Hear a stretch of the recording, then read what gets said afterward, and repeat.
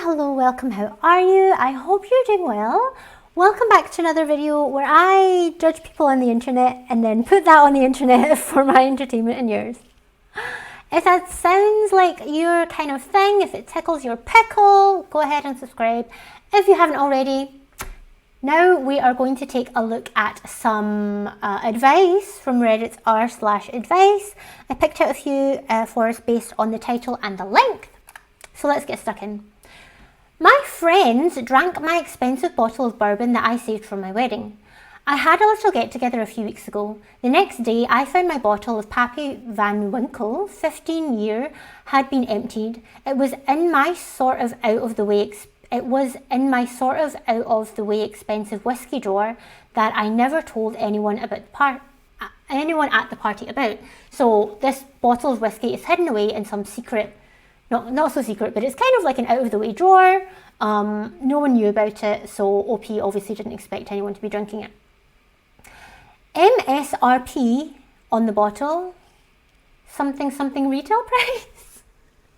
I don't know what that means. On the bottle, I think it's like $150. Good luck. But I paid almost 1K. It's extremely rare, and it was my YOLO bottle for my wedding. I asked my friends, and my best man admitted that he found it trying to get more booze. Where were you at the time that you just like they drank the whole thing and you had no knowledge of this at all? My friend shared it, and I was too drunk to realise. Okay. He had no idea it was that special and said he would buy a new one. Here's the thing. You don't just go out and buy a bottle of Pappy. Most liquor stores don't have it, and if by some miracle they do, it's 2K easy. I paid 1K and that was cheap for secondary. I explained this and he thought what you guys are probably thinking and said that's ridiculous to pay for whiskey. Too bad you fucking drank it. My friends all split some Johnny Walker Blue Label. It's like $150 and they think it's top shelf. I hate Scotch. As a way to make up for it, my friends also... Oh, okay. So they split it as a way to... Like, they bought you it as a way to make up for it? My friends also don't understand my passion for whiskey and how much I wanted that exact bottle at my wedding. They think the Scotch makes it even. We've argued for weeks and they just don't understand. I don't know what to do. Even if I get them to understand, they're completely unwilling to pay minimum $400 each for a new one. For my whiskey enthusiasts out there, I think the worst part was that they said it tasted pretty good with Coke. Edit, one thing I want to point out is I have no leverage here. These are basically all of my groomsmen, and if I tried to uninvite them, not actually considering it, it would make the wedding extremely weird. I don't think I have the heart to do it, and my fiancé would be upset, even if she understands. So what's the question that's been asked? Is there a question? I always try and see if there's a specific question because it's advice. It doesn't seem to be a specific question, but I'm guessing the question is what should you do? Honestly, it fucking sucks. Like 2,000 or even 1,000 is a lot to pay for a fucking drink because at the end of the day, that's what it is, it's a drink. People do it. Would it be different if it was like a wine or a champagne? Would they understand it then? Perhaps. But that's besides the point. I do think it's good that like at first they offered to replace it, and then after they found out it was so expensive, they were like, let's get something else instead. But it's obviously not equivalent. So I think that they're trying to make up for it, but within reason. Like I say, they're the ones who drank it, so they're responsible for that. Like if they didn't want to be in a situation where they were having to pay so much for whiskey, then they shouldn't have drank it. It was at someone's house, so maybe they didn't realise. I mean, seeing something where you're like, I've never heard of this before, and then drinking the whole bottle regardless, they all must have been pretty fucking drunk, right? It's pretty irresponsible to do. But anyway, what am I getting at here? I think it's clear that they're sorry and they want to make amends for it, but it's just that to replace it would be ridiculous. And like you say, you don't just go out and buy a bottle. So even if they said, we will replace it, like even if it's $2,000, we'll replace it, you might not even be able to find one. What I think would be a good compromise, a good halfway point would be to say like, look, this bottle of Johnny Walker, that's like fucking Smirnoff vodka. This is nothing like what I had. I understand you're not wanting to pay as much as it costs to replace it. How about you get me this one instead? This whiskey is also really good, but it's not as expensive. I think it would still be special. Why don't you get me that instead? I think that would be a great compromise, and I think that people could be willing to do it, especially if it's like split between them, you know. Because, you know, they're not being total assholes. They're not like, oh, well, we don't care if you didn't want us to drink it, you shouldn't have left it out or something like that, you know. They're not denying what they did. So that would be my advice. Find a cheaper whiskey that's also very special that you would be happy drinking at your wedding and ask them to get that for you instead. Next one. Oh, this one seems a bit risky. I, 30-year-old male, received a video of my fiancé, who's a 29-year-old female, and I don't know what to do. So my fiancé and I have been engaged for 2 years now. We're getting married in January next year. Just background of us are. Anyway, we're both Christians. I've been raised in a Christian family. My fiancé followed me into religion when I met her 4 years ago. I accepted that, and I felt appreciated the fact that she changed her beliefs to be with me. Anyway, so I understood the truth that whatever happened previously to us is the past, and I was happy to move forward. We didn't really talk about the past then, and I didn't really care as I loved her as who she is. Until 3 days ago, I received a video from the person who claims to be my fiancé's ex-boyfriend. As you could have guessed, it involved them having sex. Many different occasions. This guy was so vicious and malicious during that message, I think he just wanted my relationship to end. The way he described in that message is that these seemed to be during in the relationship before ours began. So there wasn't any cheating going on, but it's pretty explicit. Now I can't look at my fiancé the way I did before. That image keeps popping up in my head. I know I said I accepted who she was in her past, but seeing the direct image of her like that really surprised me. I've been keeping this to myself, but I need to talk to her about it. What should I do to make this relationship move forward? I still love her, but I just don't know how to approach it from here. Edith, thanks for your comments, I really appreciate it. I know how you guys feel about me judging her, but I don't think it's that simple. I understand my emotion has taken over. Just to clarify, the thumbnail of the video was black, and it was one video of many clips together. Okay, so it was like a montage. It was about a minute, but I only watched for like 10 seconds, and what upsets me most was that during that time she was holding the camera, but I know what people are saying about me judging her. What difference does it make if she's holding the camera? I mean, that means that implies some sort of consent, right? But even if she wasn't holding the camera and it was consensual, I don't see what difference that should make. But anyway. Edit 2, please don't message me to send you the video. You guys are so cruel. That's disgusting. But it's Reddit, right? So there was a question asked here. What should I do to make this relationship move forward? So I agree that you should talk to her. Definitely talk to her. Also, this was only 3 days ago, so you're probably still in shock. Probably still like going round in your mind about it, right? I agree, like, don't judge her for what she's done in the past. Even if she was still doing that now, like, she's still the person that you love, and she didn't cheat on you or anything. This was before you even got together. Now some horrible malicious person is trying to break you two up and, you know, be a dick, essentially. And yeah, it seems to be working, unfortunately, but like I say, it's only been 3 days. Take some time to like calm down from it, you know, to kind of get the image at least out of your brain. Talk to her about it, be like, look, just be really honest. Like, someone contacted me, I think it's probably your ex. They sent me this video. It was pretty shocking to me, and I have to say now, I'm kind of like, I don't know what to do. I love you, I know you're still the same person, but at the same time, I do still have feelings about it. And talk it out that way, you know?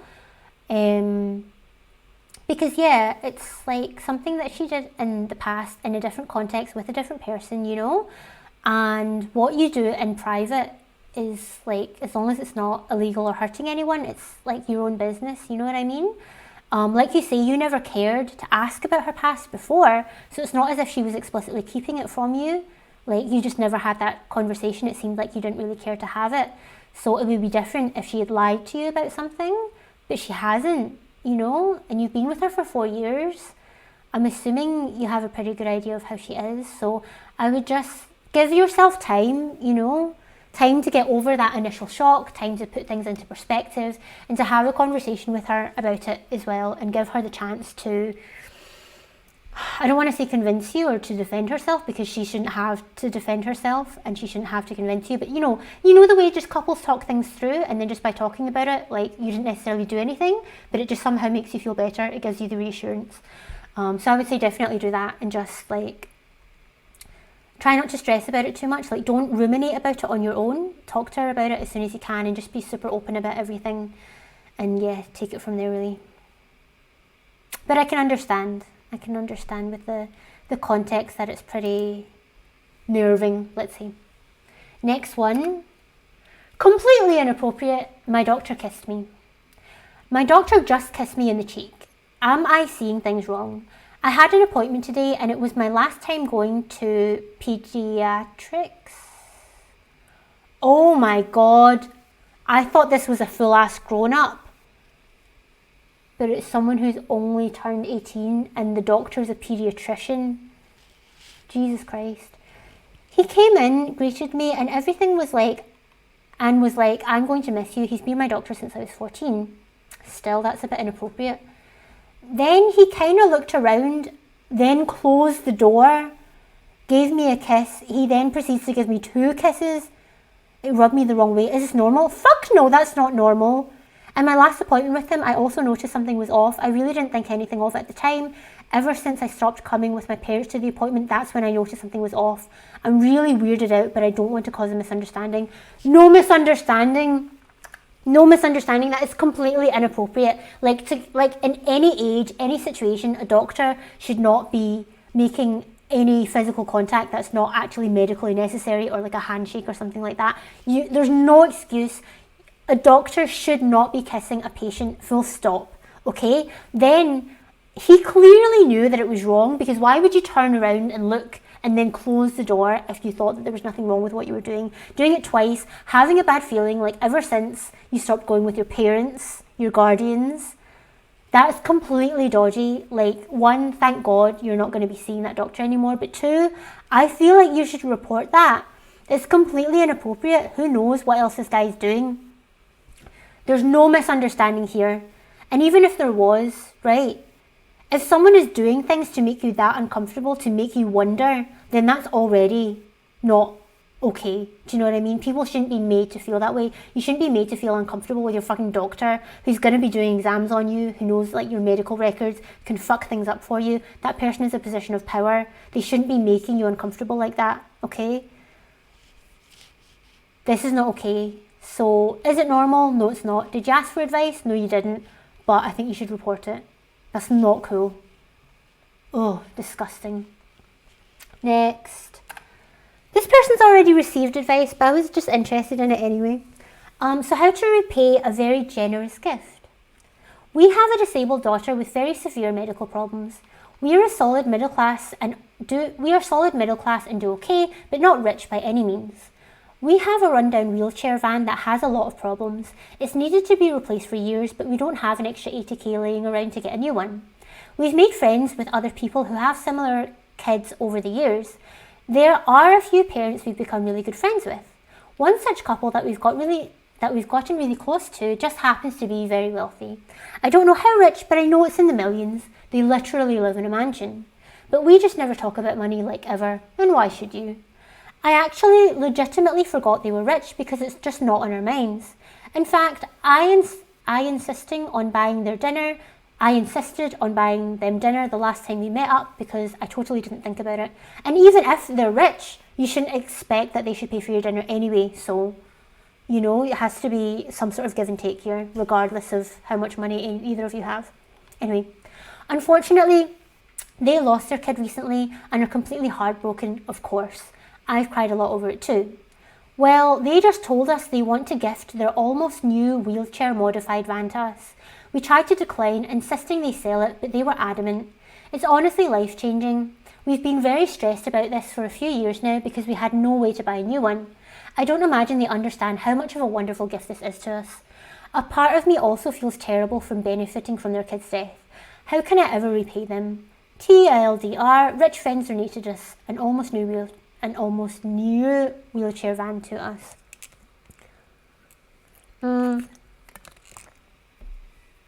When you give a gift, you have to give it freely. And I do believe that's what these people are doing. They're saying, like, look, we had this horrible fucking situation. We're devastated. However, now we don't need this thing. We know that you are in need of this thing. We're not short on cash. Why don't you just have this thing? Because you fucking need it and we don't anymore. That's an amazing, generous thing to do. That's fantastic. But it doesn't sound like, and I would hope that they're not doing it because they expect to get something back from you, you know? So there's no obligation to, like, literally repay them in some way. However, of course, I understand that when someone gives you a substantial gift, you're like, oh my goodness, how can I at least express a token of my gratitude? Do you know what I mean? So in that case, I would suggest something like, for example, drawing from the first one we looked at. Was it the first one we looked at? Yeah, with like the whiskey. If, for example, you know that they're really into expensive whiskies or wines, champagnes, or watches, something, you know, if there's something that would be like a treat for them that they're really into, that has significant value, that you can afford comfortably, but obviously isn't as much, I think that would be a really good, solid token of your appreciation. But even if you can't afford that, just saying like, look, let us take you out for a fancy meal. I think even that is enough to say, like, we appreciate you, you know? Because it's not about money. It's not about how much you spend. Like, these people have given you, like, something so great, you know, that, again, you really, really need. It's going to make a huge difference in your life.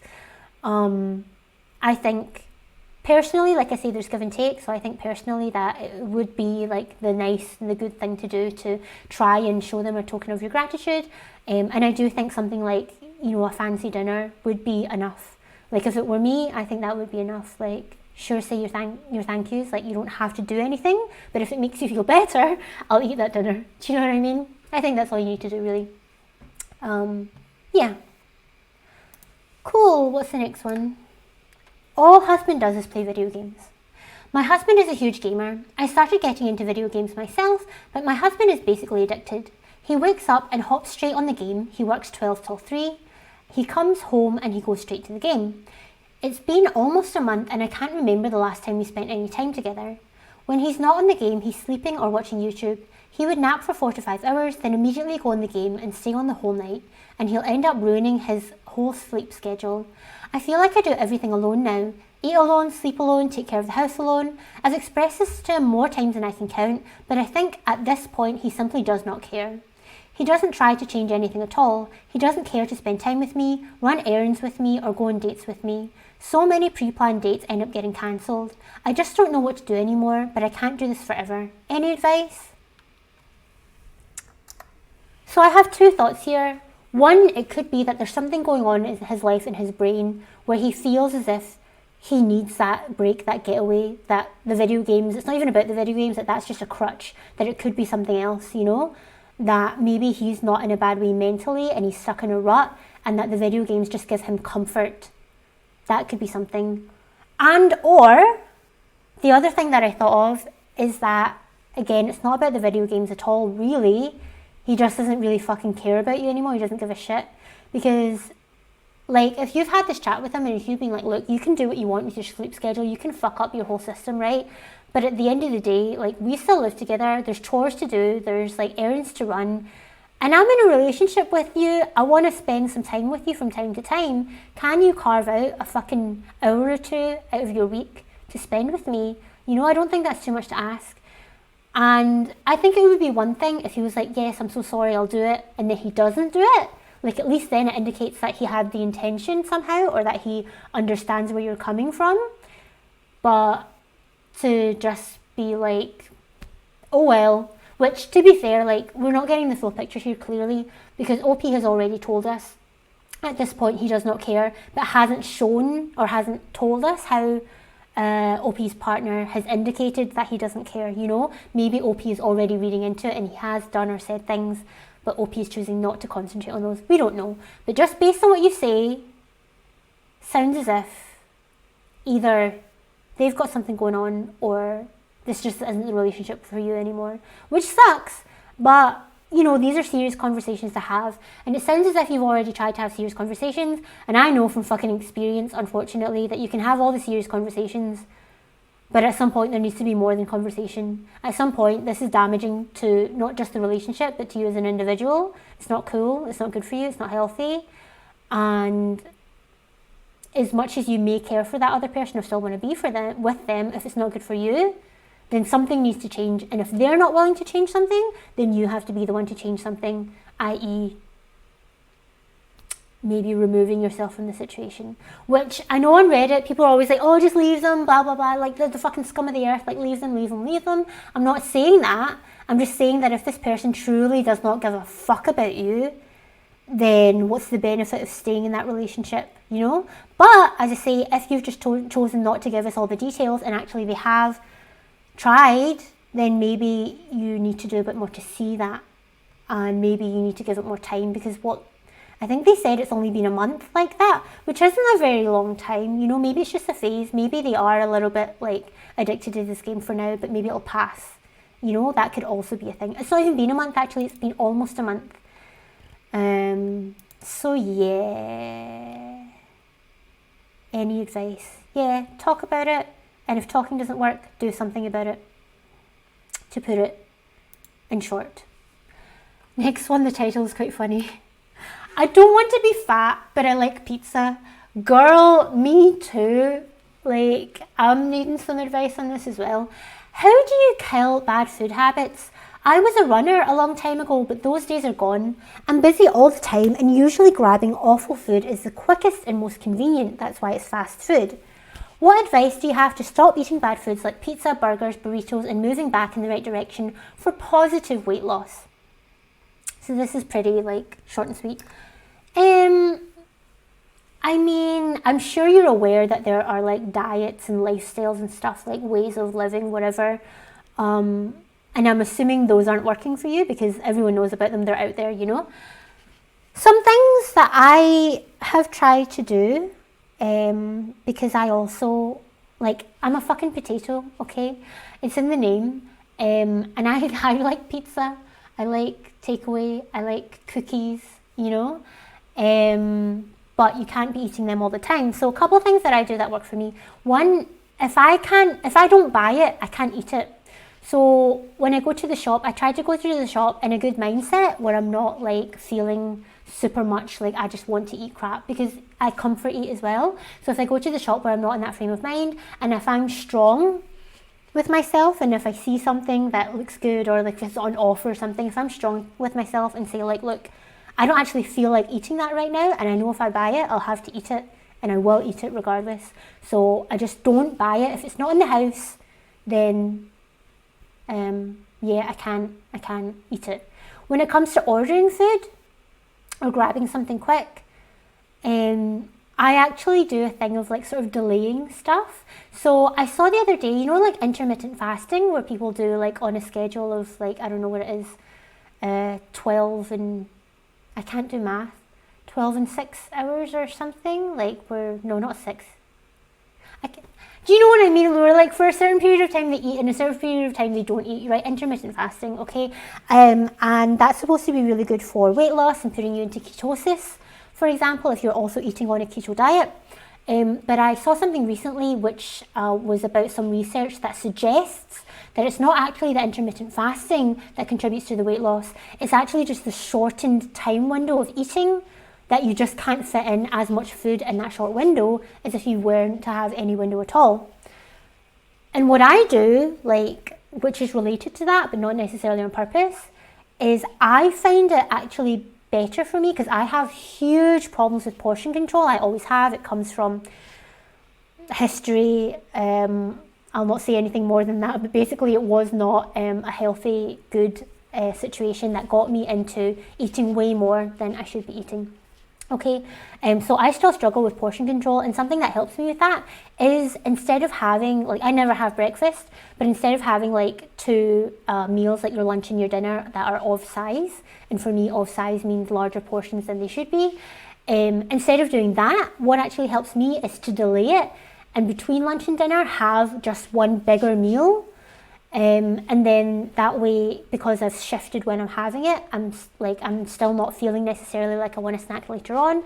But if I do have something later on, I'm not as hungry, so I'm less likely to have something big, and I'm more likely just to have something small or nothing at all.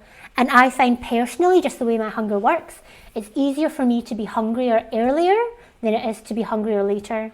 So what I mean by that is that if I have a big lunch, I'll still have a dinner later. But if I don't have lunch and then I have a big dinner, that seems to work better for me. So doing that can also be a thing. And also just like switching things out, like substituting. Like if you're a snacker, for example, don't just try not snack altogether. Switch out your unhealthy snacks for healthy snacks like carrots and celeries. So your body is still getting the stimulation, except it's just something healthier that you're putting into your body. That can also be a tactic. And also as well, all that being said, don't have a healthier lifestyle, eat healthier, but don't have a restrictive diet. So don't tell yourself that anything is absolutely off limits, because that's really unhealthy, and it's going to mean that you're going to like fall off the wagon sooner, more often, etc. That's why people have like cheat days, you know, like I personally don't go by a cheat day thing. But people have them so that they can get their cravings out of the way, and then they can, you know, go on to the better eating afterwards. What I'm saying is just don't make it like super strict. Make it something that's going to be sustainable over time. As I say, make it more of a lifestyle choice than like a crash diet or something like that. And then slowly, what I would suggest as well is go back to running. Because when you do one thing to make your body feel better and healthier, then it's like you don't want to do the other thing that's unhealthy and makes you feel worse, because that's like a waste of the effort that you made doing a good thing. So if you eat well and exercise, then it kind of plays off each other nicely, and you're more likely to want to keep that going. Okay, good. Second last one we have, help please, got drunk at Christmas party and I'm mortified. It's probably not that bad though. Pretty much what the title says. I'm a 50-year-old, allegedly professional woman, and I got drunk at my Christmas party. I'm guessing you mean the work Christmas party? How do I recover from this? I'm so ashamed. I'm taking new medication and didn't realise how drunk I was until I was in the middle of a public crying episode. What should I do now? Honestly, just fucking own it. I wouldn't stress out about it too much, because it's done, it's happened. What are you supposed to do about it now? And everyone at some point in their life who drinks has been way too drunk than they wanted to be and embarrassed themselves in some way, okay? It's understandable. And if you say, if it was the work Christmas party, for example, I would just go in the next day or whenever it is and just be like, my God, I am so sorry to you all for how drunk I got. I started taking new medication and I didn't realise how much it would affect it. I'm so sorry. Did I do anything bad? Did I do anything to offend you? So that you can then also specifically apologise for that thing. And more likely than not, they're going to just laugh and say, don't worry about it. You got a bit emotional for a second, or, you needed a bit of help standing up, but don't worry about it. We've all been there. Don't worry. I think chances are they're going to just be really nice about it. I wouldn't ignore it altogether, because then that kind of makes it awkward, because then you can't laugh about it and you can't own it and shake it off if you don't say anything. So I would go in, instead of having there be rumours flying around about you or people gossiping, be the one that says, oh my God, you missed it on Friday at the Christmas party. I was drunk out of my mind. I'm so embarrassed. I'm so ashamed. Just own that feeling, and people will get over it really quickly. It's not a big deal.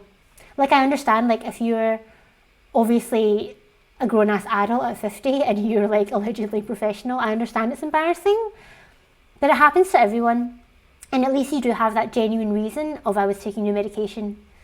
So it's fine, don't worry about it, hun. It's all good. Last one. How do I tell my stepmom I won't commit fraud? Why is the question mark in brackets? Alright, so some necessary background. I'm a 19-year-old female and have known my stepmom for the majority of my life. She was in a relationship with my dad for over 13 years, but they never got married because my dad refused to divorce my biological mum. That's interesting, so no common law either. My dad died earlier this year, expectedly from complications with his lungs, but did not have a will, so everything's going through probate.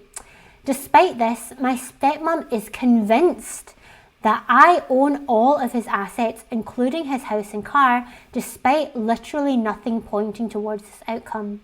Yeah, because it doesn't go to your children in most countries. Like, so the way it works, right, is if you don't have a will, then your country or your state or wherever will have some sort of like probate, like will and testate or something. There's a word for it. It basically means that you died without having a will, and then it'll default back to that country's way of doing things.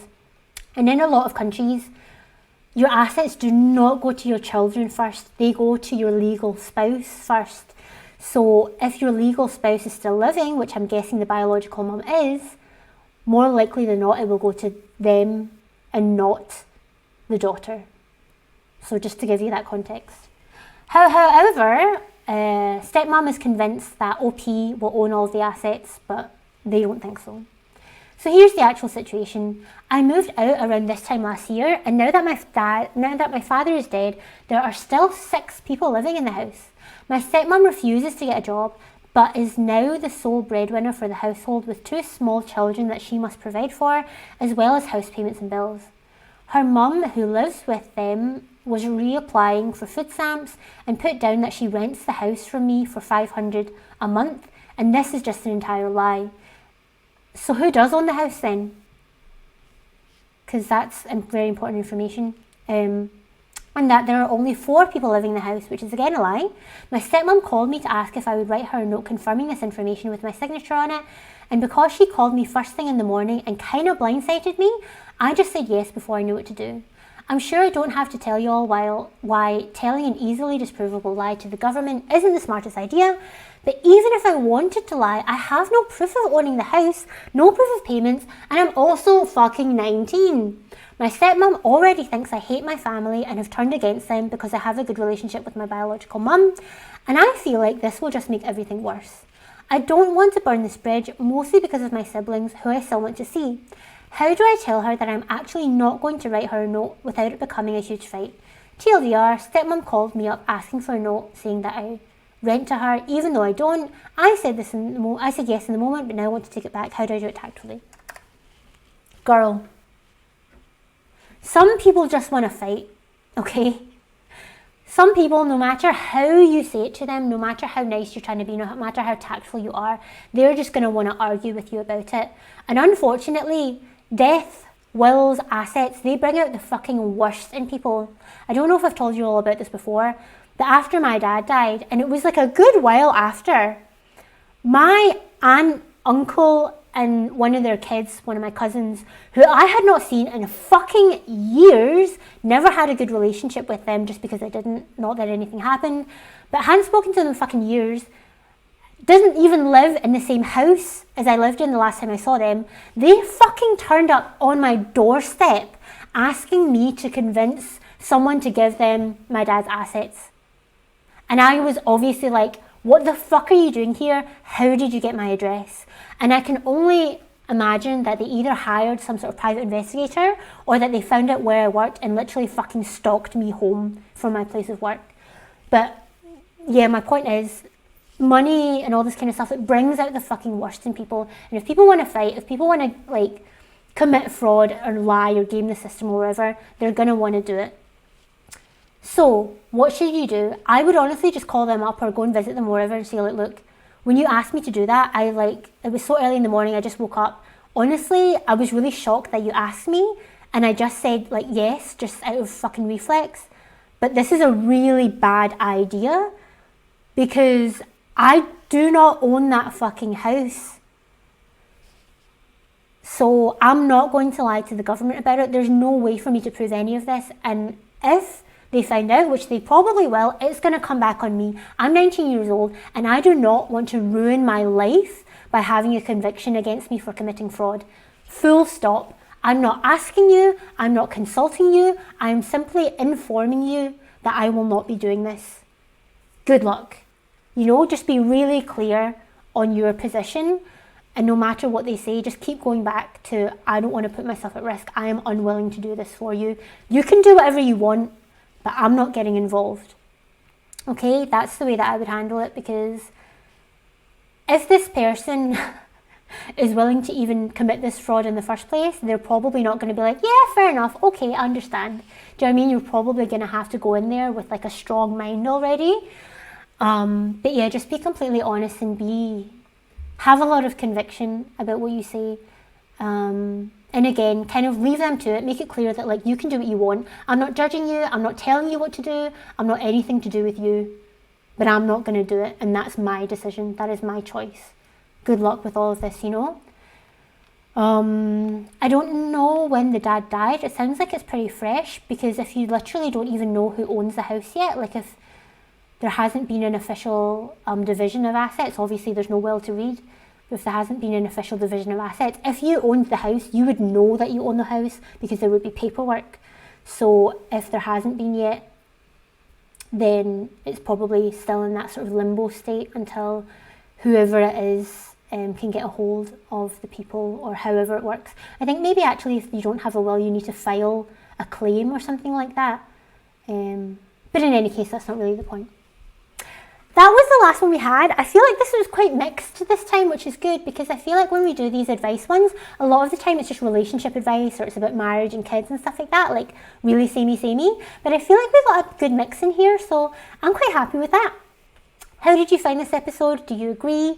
Do you have any advice on how to not get fat when you love pizza? Let me know in the comments down below. You can check out some of my other videos if you want to. Thank you very much for joining me, and I will see you again next time. Bye bye.